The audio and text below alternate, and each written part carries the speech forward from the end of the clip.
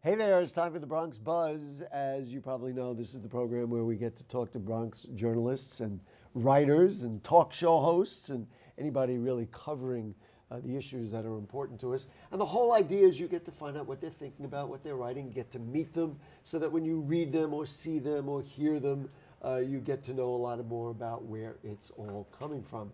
Today we have a great show. We have Marlene Peralta from Progressive Cities with us. Nice to have you back on the show. Thank you. Thank you for having me. We were just talking about all different kinds of issues, and the largest issue is the largest thing that happened in the United States, and that is the State of the Union.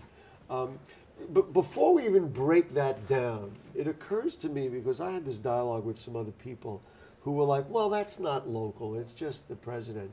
But I think we've got to understand that what comes out of Washington, especially in this day and age, is very local. So why don't we talk about the relevancy of what we heard in the State of the Union to the people of the Bronx? What do you think? Well, there's many things he mentioned that has a lot to do with the Bronx, right? All the tax cuts that he was bragging about, right? How is that going to affect the pockets of Bronx families? It's one major thing, right? He said, "Oh, I doubled the child tax credit," right? A lot of families depend on that tax credit every year, right? What does that mean for Bronx family? And in my perspective, a lot of the low income and middle class families are not going to benefit from it, right? Because yes, you may see an increase on your child tax credit, but then all the deductibles that you used to get before are not going to happen. So that's going to bring down any sort of reimbursement that you get from your taxes. There always seems to be something to say, oh, well, that would be good, but then it seems to mask some other aspect of it. Yeah, the devil is in the details, like they say. I was a little surprised that you didn't come right back at me, especially with the nature of the Bronx, and talk about immigration and talk about...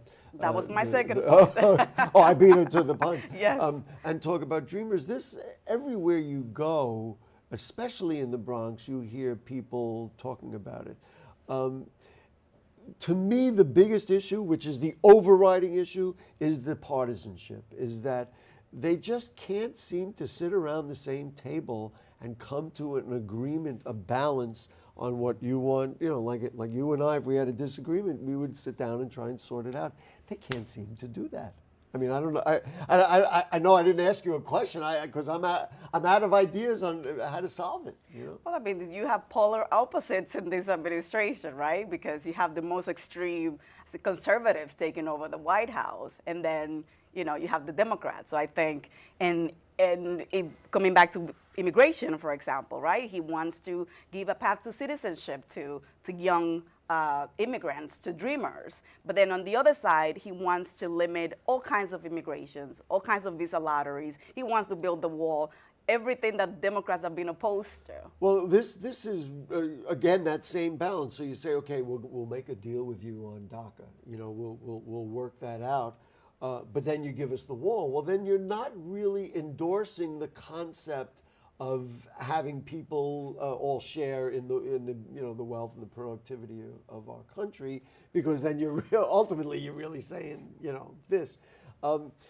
What is incredible to me, at least to me, and if you and me were the two of us were sitting together, I believe we could nail it. We could knock it out.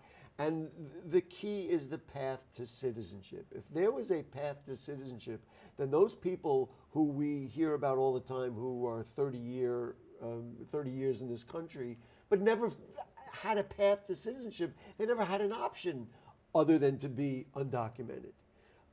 That to me is, of course, the bottom line. Yes, but again, the devil is in the details. If you get a path, the proposal that he's put forth right now is we give a path to citizenship to 1.8 million dreamers, but then that means the exchange to that is we're going to deport your parents because your parents are not going to get any relief or not going to get any benefit out of this. We're going to cut chain migration, what they said, Well, that they referred to. there's no question that he was inaccurate about what that anybody's relatives could come in. I mean, you and I are related somewhere. We could go through all those. No, he made it genealogy seem things. like it's so easy to bring your entire family from your country, Which, which of is course, is not. not true. That's false. It takes, just to bring a relative, sometimes takes even 10 years to get here. So it's not as easy as he says. So here's another question, which to me is the core, because there is an immense amount of resentment for people who support much stronger rules against undocumented. There's an immense amount of resentment. You know what? You're illegal. You shouldn't be here, et cetera, et cetera. What is the real cost to America for having them? As I see it, there are many who are hardworking because they maybe appreciate the value more than those of us who might have been born here, the value of our free society.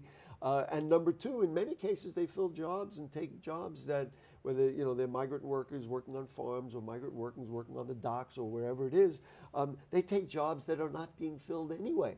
I think they said they went to 7-Eleven and rounded up whatever the number was, thousands of undocumented.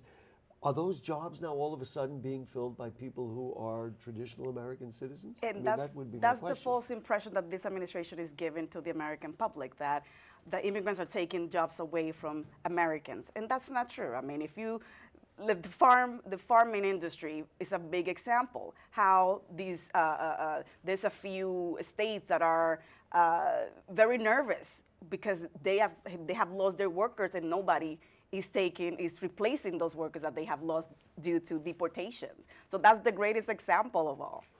Let's talk about the whole notion of jobs. The president talked about, creating new jobs, and I think immediately, as soon as the tax cuts happened, Walmart gave all their employees a $1,000 bonus. But that $1,000 goes pretty quick, especially when you have there was a massive layoff after that. And then there were massive layoffs out of that. The Wall Street is up, obviously, historically it's up. What is the state of the economy, and I hate to use the word, and what is the trickle down to people in the Bronx who, in many cases, have low incomes? Is there a trickle down? Well, he's looking out for the rich, for the Wall Street. He's not looking down for the average family in the Bronx. And that's the bottom line here. And as I mentioned in my example of the tax breaks, right? The lowest income need those tax credits the most. But he's actually broadening the threshold of families who can qualify for tax credits, and there are people with better incomes. So they're not looking down. They're not looking out for the average Bronx family. Which brings up the Democratic response. Joe Kennedy, and we were having a little dialogue about this before the show. For me, what was very interesting, it was the first time that I heard really any national moment for a Democrat who articulated in some form what a Democratic policy is, which I have editorialized here and to my friends that I thought Chuck Schumer blew his opportunity after when the shutdown happened, because he should have said, this is what we believe in. Instead, he went and criticized the president, which he's not people who agree with him don't like the president anyway. I thought Joe Kennedy did a good job at articulating a platform that the Democrats might use in the upcoming midterm elections. Your thoughts?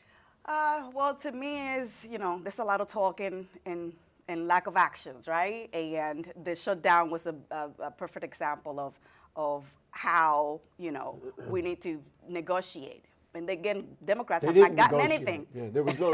Well, but they did get 6 years of CHIP funding. I mean, that is significant, and that was something they wanted. But you see, part of the problem. You didn't acknowledge that because they didn't promote it. They didn't say, yes. Look what we got as a result of that. Yes, Go ahead, I'm sorry. That's true. I know I interrupted you, but I wanted to make that point. That's true. And I think one of the critiques that I've heard around choosing Kennedy as the person to give the Democratic side of the speech the other night, it was more of, the Kennedy, again, Democrats have not learned their lessons. We having the same people over and over. Well, The same thing. It would have been the same thing. Like they didn't learn their lesson from last elections that people need fresh voices, new face. I mean, who would be the stars? I mean, Cory Booker, Kristen Gillibrand, or is there somebody out there you think that is yet undefined? And I mean, many people thought Al Franken would have been, but of course he's not in a position to do that anymore. You know, it's a hard question. I don't know. Cory Booker, I used to like him. He's done some things that, you know, benefiting Wall Street again. And so it makes you suspicious. It makes me suspicious about what his platform is. So, I wouldn't know who And to put there. so in that response, to me, we have the biggest problem the Democratic Party has. Here's somebody who follows politics, who writes about politics, who commentates on politics, and yet you couldn't come up with somebody who might embody, you know, whether it's Elizabeth Warren or Bernie Sanders. I don't think they embody that vision. Well, Bernie Sanders is an independent. I understand that. That's what I mean. He was not going to be the Well, one to do it. Boy, there's a lot of people, and maybe my friend Marlene is going to disagree with me. I think Joe Kennedy could be that. He may be a little young and young-looking. His last name is going to hurt him at some point. Yes. Well, maybe you know what he ought to do. Let's change it to Axelbank, and nobody will know who the heck he is. To me, the dialogue that we just had is a very healthy dialogue, but that's not the dialogue that's happening in America. It's not happening on Twitter, it's not happening on Facebook, and it's not happening in community groups. I mean, people are just resenting and saying, you know, you're that, and they can't get along. We can get along. I know.